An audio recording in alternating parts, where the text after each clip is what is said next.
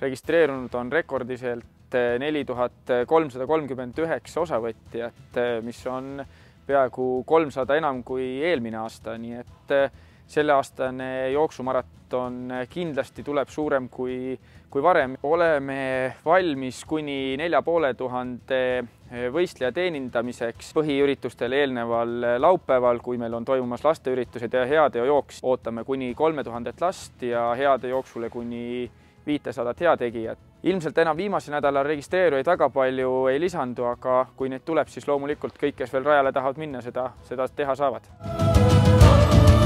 23 kilomeetri start antakse Otepäält Tehvandi spordikeskuse staadionilt ja nii nagu ikka korraldajad alati räägivad sellest, et peaks tulema kohale varem, ehk siis, et oleks meil see parkimisprobleeme võimalik seal lahendada, kui neid peaks tekkima, et liiklus oleks sujuvam, et osavõtjatel jääks ikkagi aega koha peal riidesse panna, kellel veel stardinumber välja võtmata on stardinumber välja võtta, et jääks aega venitamiseks, soojenduse tegemiseks, et ei läheks väga tormamiseks enne starti ja kellel veel vaja riided pakihoidu anda, et kõik need tegevused paratamatult võtavad aega ja viimasele hetkele tulemist kindlasti jätta ei tasuks. Need, kes siis on otsustanud tulla oma autoga starti, siis nendel on kaks võimalust, kas jätta auto Otepääle starti või siis jätta see juba finišipaika Elvas ja finišipaigast Elvas siis on võimalik, kasutades korraldajate poolt tellitud busse, siis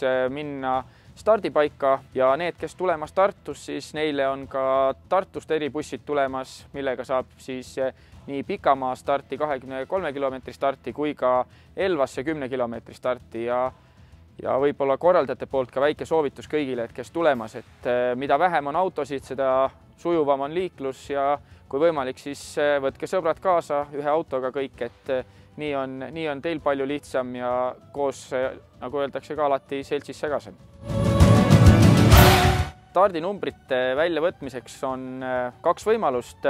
Ürituse eelselt reedel laupäeval on võimalik võtta välja stardinumbrid siis võistluskeskusest, mis toimub traditsiooniliselt Eesti Maaülikooli spordihoones ja väikse uuendusena avatakse reedel võistluskeskus siis kell 12 ning on reedel see avatud kella 7 õhtul ja laupäeval võistluskeskus siis juba traditsioonilistel aegadel hommikul kella 9-st kella 7 õhtul ja need, kes laupäev reede ikkagi kohale ei jõua, siis neil on võimalus ka stardimaterjalid välja võtta koha peal stardieelselt. Stardinumber siis ei tohiks seda kokku voltida, et siit midagi väiksemaks voltida, ei tohiks seda kokku käkerdada, kuna siin taga on ka ajavõtukiip ning see siis ei tohi kannatada saada. Stardinumbri kinnitamiseks on siis antud kaashaaknõelad ja stardinumber siis tuleks kinnitada ilusti rinnale. Inforaamat siis tasuks ilusti läbi lugeda, et siin on kõik vajalik info, pakikott koos teie numbriga.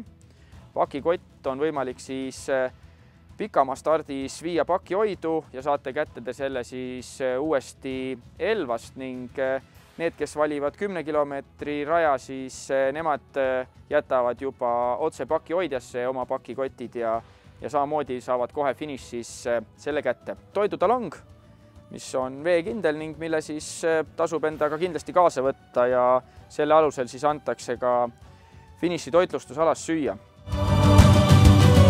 Kõige lihtsamad soovitused nendele, kes siis seal rajal on juba ja kellel võib-olla kogemust natuke vähem, et kindlasti valida endale jõukohane tempo ja paljud jooksjadki ütlevad, et esimesed 3-4 kilomeetrit ikkagi ennast selgelt tagasi hoida, et pärast on veel 20 kilomeetrit, mille jooksul saab ennast juba maksma panna, kes seda soovib, aga et valida jõukohane tempo, millega on varem joostud, et ei pea kindlasti mingisugust väga kiiret tempot valima, sellepärast et see start on võib-olla teinekord natuke närvilisem ja satutakse liiga palju hoogu, et see kindlasti kasu ei too. Kui on soojem ilm, siis soovitatakse ka oma joogipudel kaasa võtta, küll on võimalik jooki saada ka teeninduspunktidest, et kes kuidas harjunud on. Kui kellegiga peaks midagi juhtuma, näete rajal abivajajad, siis seesama number 112 on see, mis teid aitab ja helistades siis häirekeskusesse ja öeldes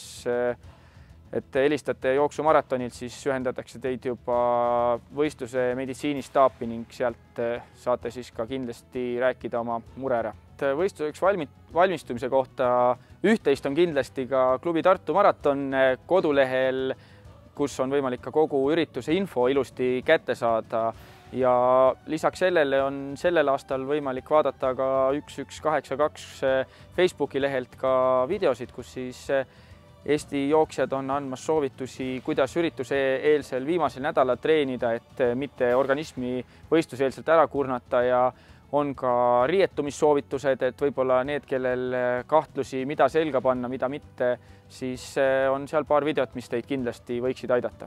23 kilomeetri rajal on kokku 5 teeninduspunkti, kus siis on võimalik jooki võtta ja lisaks siis ka väike kehakinnitus neile, kes tunnevad, et energiavarud vajavad täiendamist. Need, kes on valinud 10 kilomeetri raja, siis nende rajal on 2 teeninduspunkti. Rada on kuiv, paar porist lõiku, mis hetkel veel rajal on, kaetakse ka viimasel nädalal võistluseelselt siis hakkepuiduga, et peaks ikkagi saama 100% kuiva jalaga läbi, kui muidugi ilmataat ei kostita nüüd korraldajaid suure vihmasajuga. Peale finišeerimist siis esimese asjana pakutakse teile siis korraldajate poolt Alle Kokk vesi, mis siis on meeldiv ja jahutav. Seejärel satuvad siis kõik osavõtjad pakialasse, kus siis need, kes on oma paki sinna jätnud, saavad oma paki kätte. Seejärel siis juba riietumistelgid, pesemistelgid. Seejärel siis osavõtjatel 2 valikut, kas minna diplomi järgi, lasta endal tulemusgraafik välja või siis minna sööma. Ja kõigil nendele, kes siis valivad sööma minemise kasuks, siis kindlasti peab olema kaasas toidutalong.